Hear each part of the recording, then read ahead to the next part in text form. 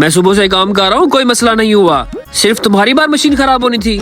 मुझे तुम में कोई गड़बड़ लग रही है। लगता है तुमने कुछ चालाकी की है मेरे साथ। यार मेरा दिमाग खराब ना करो, पहले ही बड़ी देर हो गई है मेरी। है कि तुमने खुद चेक कर लिया। पेट्रोल डालो और जान छोड़ो मेरी। पेट्रोल डाल दो? पेट्रोल डाला तो है। मुझे लगता है तुमने कोई गड़बड़ की हुई है।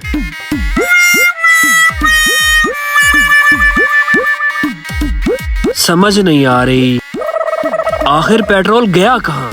अजीब पागल इंसान हो यार। इन डालना तो सीधी तरह बता दो, मैं कहीं और से जाके पेट्रोल डलवा लेता हूँ। तुम्हारा मुलाजिम हो, कितनी देर से इंतजार कर रहा हूँ तुम्हारा। ये क्या बात कर रहे हो?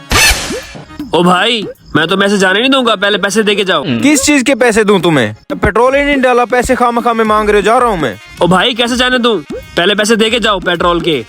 तुम बहुत बदतमीजी कर रहे हो। मेरी चाबी वापस करो। छोड़ो चाबी मेरी। पहले पैसे क्या दो। तमाशा लगाया है तुमने काफी वक्त से यार? क्या मसला है तुम दोनों को? देखिए ना सर, इसने पेट्रोल डाला नहीं और कहता है 500 निकालो।